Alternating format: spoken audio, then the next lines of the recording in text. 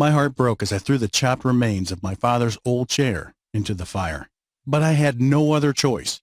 It was the only thing keeping my wife and 2 sons alive. The smoldering oak remains of the handmade furniture didn't provide heat for long, and soon after, the temperature inside the cabin dropped below 10 degrees Fahrenheit. My shivering wife whispered to our 2 sons, "It'll be okay. Daddy will think of something." But it was clear in her voice she didn't put much faith in those words. My sons didn't seem to believe it either, and I felt like I wasn't their hero anymore.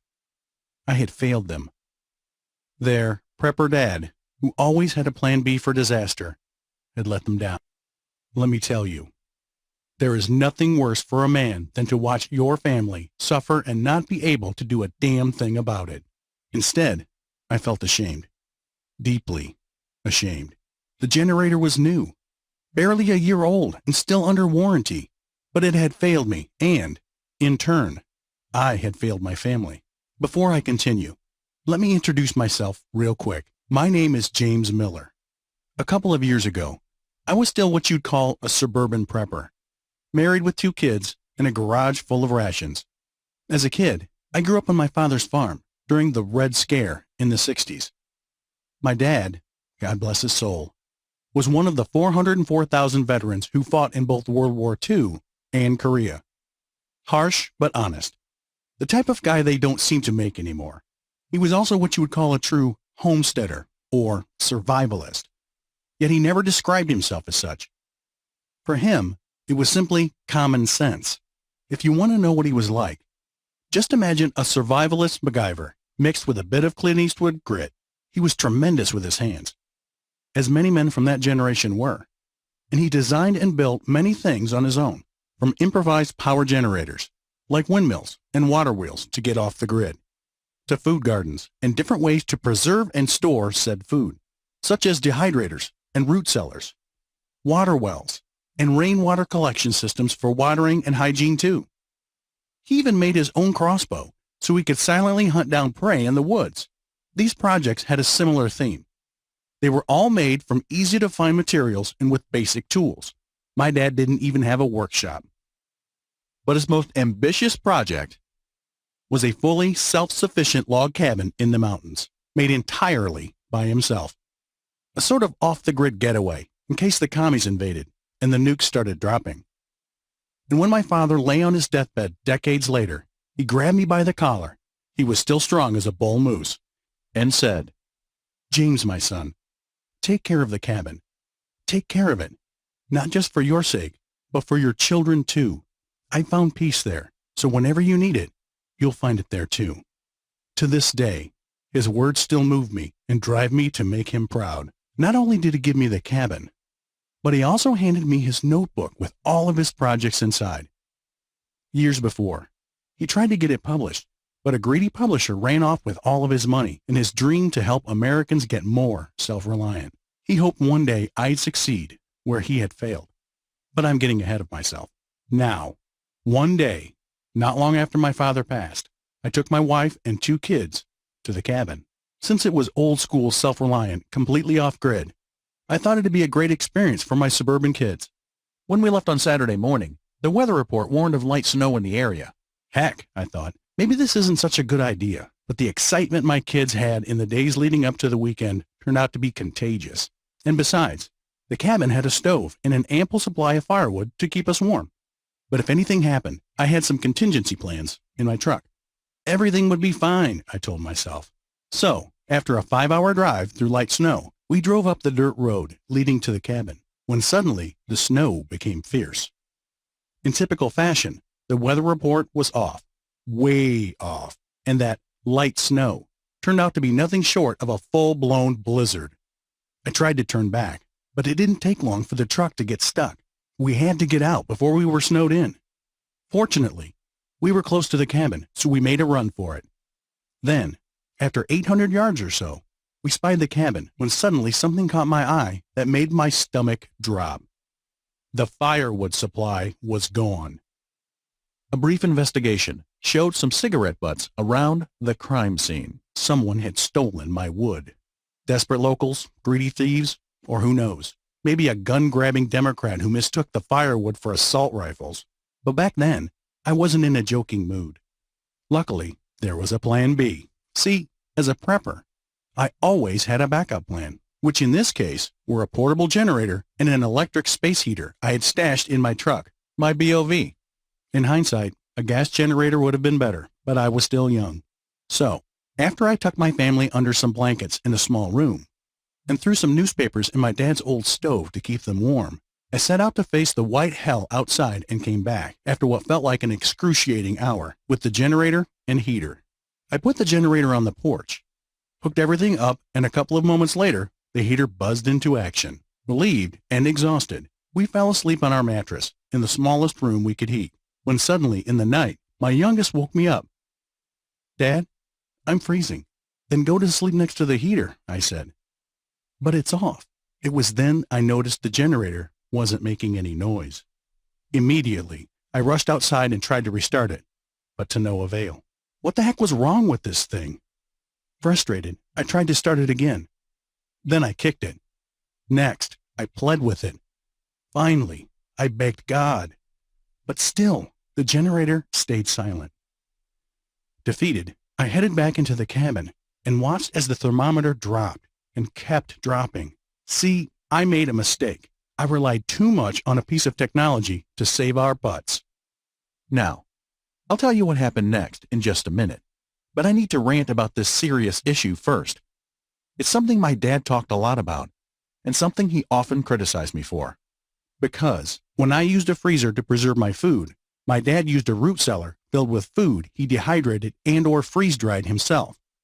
While I got my power through an expensive power utility company, my dad generated his own electricity for free. And while I got my water, mainly from the mains, which the government could shut down whenever they wanted, my dad collected his own ground and rainwater. All this stuff I used is convenient and easy. But there are also things I can't do without. And the fact that these items are overly complicated means regular Joes, like me, can't get a handle on it when things go south. And most of the time, it's no problem. When a product stops working, you can just take it back to the store to get it repaired, or call an expensive repair guy. Sometimes they'll say this: "I guarantee everyone has heard this before. It's not worth repairing. You're better off buying a new one." And while annoying, it's not a big deal when times are good. We just suck it up and go with the flow, just like the manufacturer intended. But when times are bad, like in my cabin, and our survival literally depends on this equipment, then buying a new one is simply not an option. But this fragility of products and how they're designed to fail wasn't always the problem it is today. Don't you ever get the same feeling as me, that previous generations were just much better with their hands?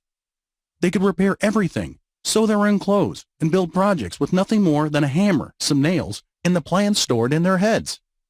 So, it was with my dad at least, who, as I told you, was part of what they call the greatest generation. They lived through several wars and the Great Depression and gave us the liberty we all enjoy today. And I always felt incompetent when I compared my dad's skills to mine. How he could fix almost anything. Almost. Because even he struggled with what he'd call modern crap. He basically listed 5 problems these modern products have. Complicated. Modern products are often over-engineered, making it impossible for common people like me to repair when things go south. Some companies, like Apple, even use special pentalobe screws, which need a specific, impossible-to-find screwdriver, making it harder for people to open their devices.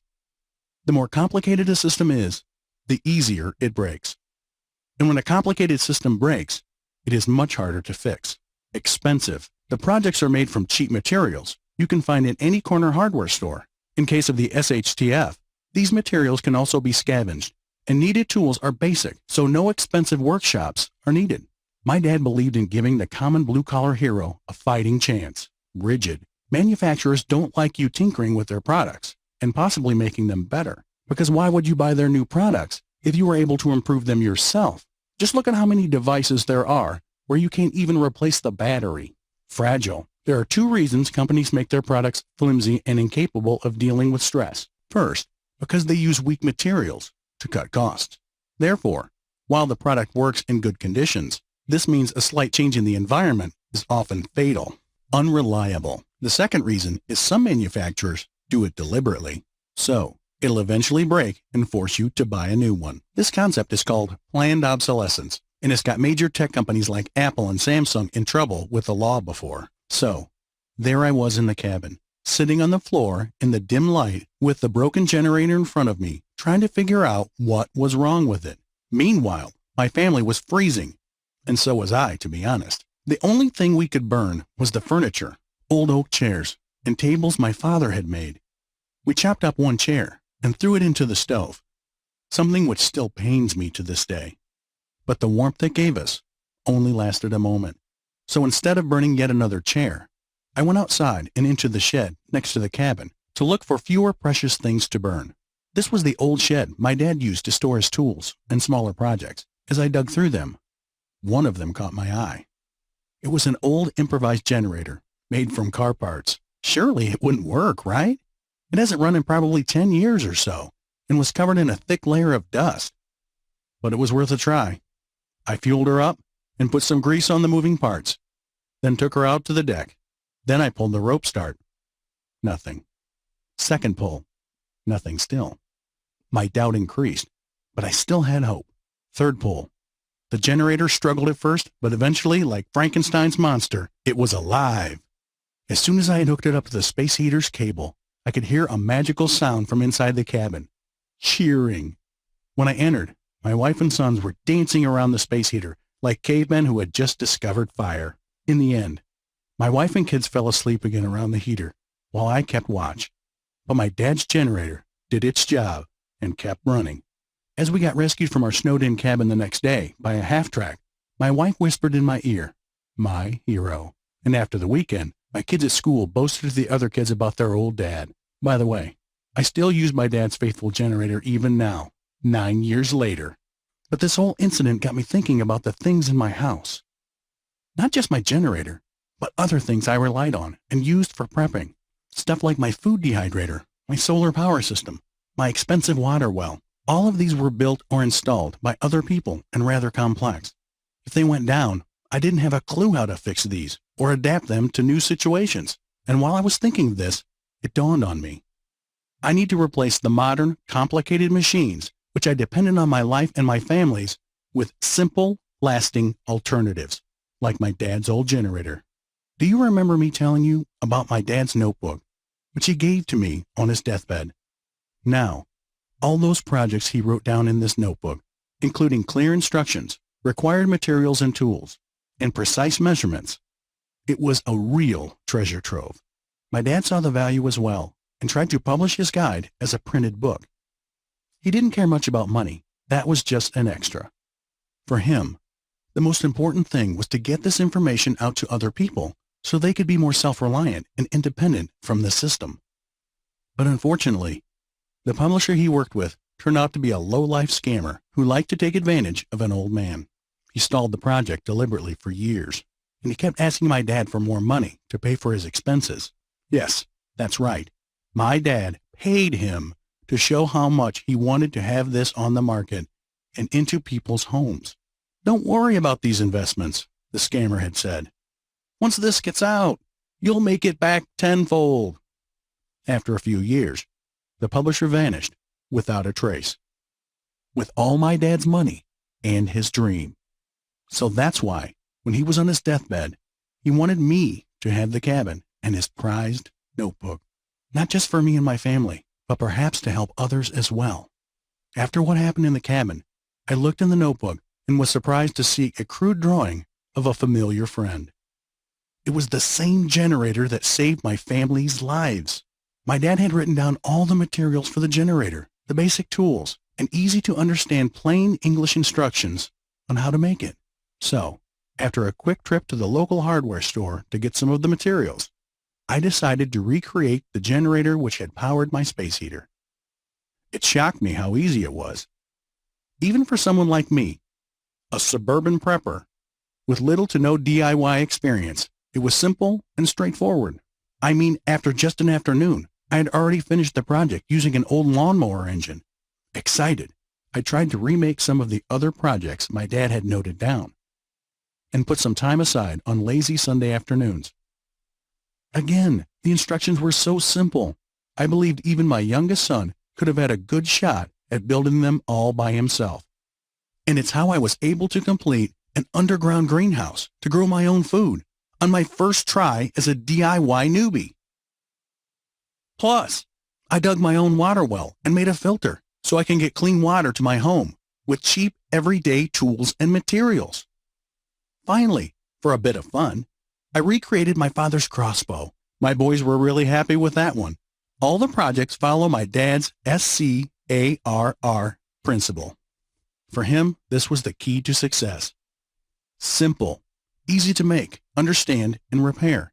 This is not only great for you to work, maintain, and adapt, but also when you need to instruct others, like your children or grandchildren, to do their bit. Cheap. You can make these projects from cheap materials you can find in any corner hardware store. In the case of SHTF, these materials can even be scavenged. The needed tools are basic, so no expensive workshops are needed. My dad believed in giving the common blue-collar hero a fighting chance. Adaptable. The projects can be easily modified to suit the new or unknown conditions they may face. For example, if you need more power from your generator, you can add a bigger engine. This allows you to be on top of any situation and grow your projects according to your needs. Resilient. These are not flimsy and fragile, like the store-bought versions they're meant to replace. The materials, while cheap, are picked to be strong and durable. The designs themselves adhere to the same principle, to ensure they can withstand the elements. Reliable. The simple designs without any fluff means the projects are dependable. The more complex you make a design, the more can go wrong with it. By using only the essentials, you end up with a project which takes a beating and keeps on going. Now, when my dad tried to get this book published, I was too young to understand the value. But now, I saw firsthand how groundbreaking this book was. I mean, it was so good even for me, someone who is all thumbs and has always been on the clumsy side, could make these projects. I decided to make my dad's dream come true. Only, I didn't feel qualified to vet the designs. Neither did I have much experience publishing books. That's why I contacted the most respected expert I know, survival instructor Mark Johnson, also known as Cache Valley Prepper. This guy's incredible. He doesn't just talk the talk. With enough food, water, and gear to host a fully functional battalion on his own off-grid retreat, plus his own electrical generators, Mark's forgotten more than I'll ever know after pleasantly retiring from his self-started IT company to teach survival skills full-time, volunteer as the program manager of his local CERT, Community Emergency Response Team, and teach at events like PrepperCon, where I've seen him receive several standing ovations.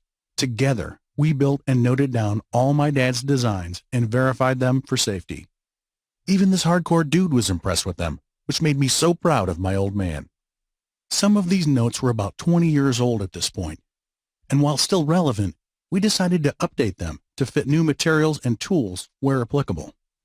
We even added a few popular projects, like the Wallapini Greenhouse and Square Foot Garden, but gave them the SCAR treatment so they'd be simple, cheap to make, adaptable, resilient, reliable. Next, I wanted the best possible illustrations for each of the projects. While my dad's explanations were good enough on their own for me to do them, I still work best when I see what I need to do, especially with pictures and diagrams showing exactly what the product should look like in each stage. It's what makes assembling IKEA furniture so easy, right? I was blessed to find a professional illustrator and a fellow prepper to work together with us. His name was Lex P. Andrews, an architect. He studied and built my dad's projects along with us and took drawings throughout. For each project, Lex drew highly detailed, simple diagrams with one objective. A child should be able to look at them and understand what to do. Just look at some of these.